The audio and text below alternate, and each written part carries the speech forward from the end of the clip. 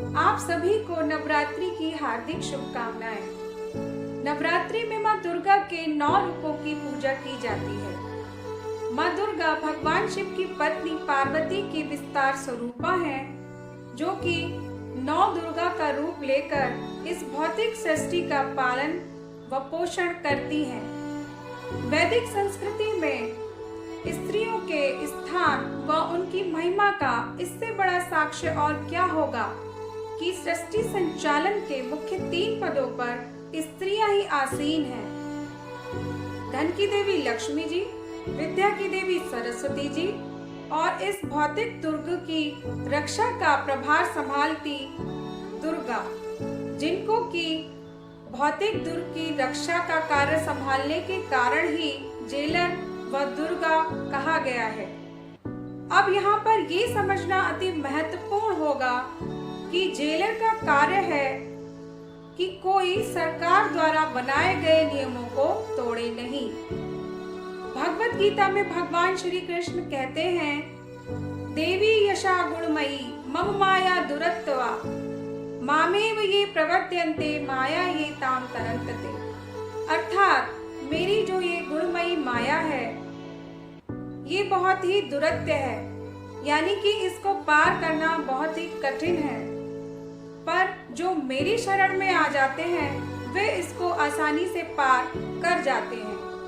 यहाँ पर भगवान स्वयं अपनी अति महत्वपूर्ण शक्ति के बारे में बता रहे हैं, जो कि विभिन्न रूपों में उनकी सेवा करती हैं।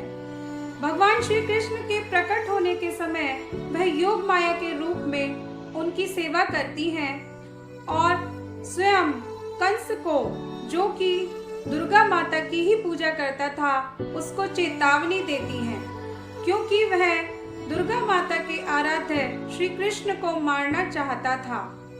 यहाँ पर ऐसे कई प्रसंगों का कारण इस मूल ज्ञान का अभाव है कि परम भगवान श्री कृष्ण के साथ जीवों का, जड़ चेतन का तथा देवी देवताओं का, सभी का एक ही संबंध है और वह है उनकी सेवा करना, भगवान श्री कृष्ण की प्रेममयी भक्ति करना। जब जीव इस सृष्टि के संचालन करता भगवान श्री कृष्ण के बनाए हुए नियमों का उल्लंघन करता है, तो इस दुर्ग की जेलर दुर्गा देवी महामाया के रूप में आदि दैविक, आदि भौतिक और आध्यात्मिक दुख रूपी त्रिशूल से उस जीव को प्रताड़ित करती हैं। कभी सूखा, कभी बाढ़, कभी भूचाल, कभी दूसरों से व परिवार वालों से दुख तकलीफें, कभी अपने शरीर से व मन से दुख तकलीफें। दुर्गा माँ की पूजा करके जीव कुछ समय के लिए इन सभी दुख तकलीफों से आराम तो पा सकता है, किंतु स्थायी रूप से इन सभी दुखों से छुटकारा पाने के लिए इस भौतिक संसार से निकलने का प्रयास करने की संस्तुति की गई है। जब जन्म मृत्यु के चक्र से या इस भौतिक संसार के जाल से निकलने के लिए जीव माँ दुर्गा की पूजा करते हैं, तो माँ दुर्गा अति प्रसन्न होकर उन्हें भगवान की भक्ति करने का सुअवसर प्रदान करती हैं और तब वह जीव भगवान की शक्ति महामाया से छुटकारा पाकर भगवान की ही अन्य शक्ति योग माया के संरक्षण में आ जाता है। शास्त्रों में इसके अत्यंत सुंदर उदाहरण देखने को मिलते हैं। श्रीमद् भागवतम में जहाँ पर एक डाकू माँ दुर्गा के ही एक अन्य रूप काली का भक्त था, तो वह माँ काली को प्रसन्न करने के लिए भगवान श्री कृष्ण के भक्त जड़ भरत की बलि देने को उद्यत था। तभी माँ काली वहाँ प्रकट होती हैं और अपने ही उस डाकू भक्त का वध कर देती हैं। वहीं एक अन्य स्थान पर माता का एक भक्त था चंडीदास। चंडीदास विविध प्रकार से माता की पूजा अर्चना किया करता था। उसका अत्यंत सुंदर और बड़ा महल था। उसके महल के समीप ही उसका भाई, जो भगवान विष्णु का भक्त था, एक झोपड़ी में रहा करता था। चंडीदास के महल में नित नए करते थे। एक दिन अपनी झोपड़ी से एक अत्यंत सुंदर सुमन को देखकर चंडीदास के भाई के मन में उसे शालिग्राम को चढ़ाने का मन में विचार आया। और जब बात भगवान के पूजा अर्चन की हो तो वहां पर कुछ भी संभव है।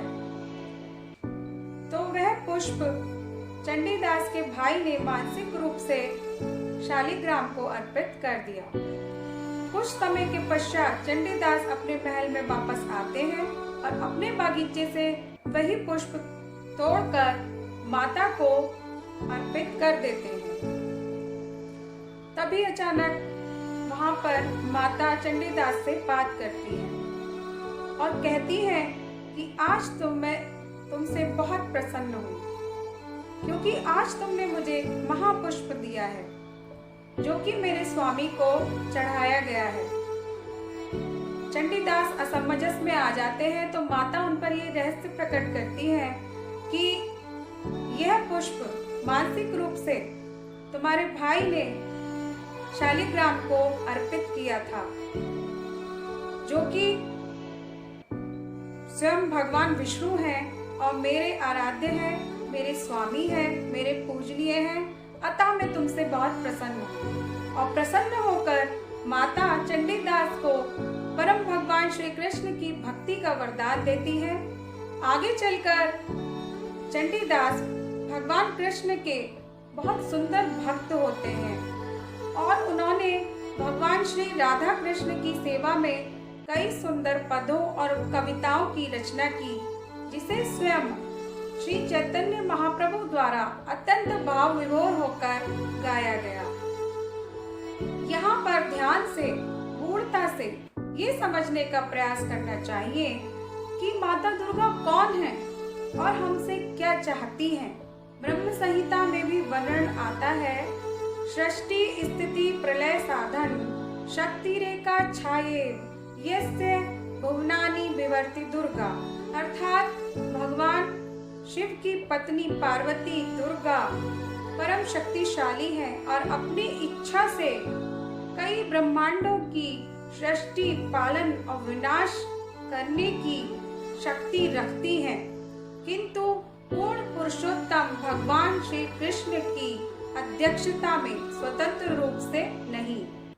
भगवान निष्पक्ष रूप से इस भौतिक जगत की अध्यक्षता करते हैं और जिन्हें भी ये स्वीकार नहीं है उन्हें दंड युक्त इस संसार में भेज दिया जाता है, जहाँ पर किसी शुद्ध भक्त के संसर्ग में आकर जब जीव ये समझ जाता है कि ये भौतिक जगत उसका वास्तविक घर नहीं है, तो वे यहाँ से मुक्त होकर अपने वास्तविक घर गोलोक वृंदावन जाकर वास्तविक आनंद को प्राप्त कर सकता है।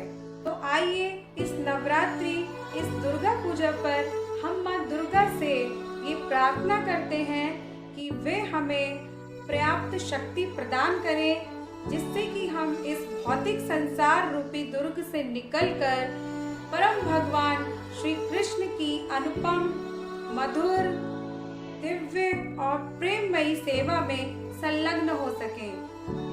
धन्यवाद। हरे कृष्णा।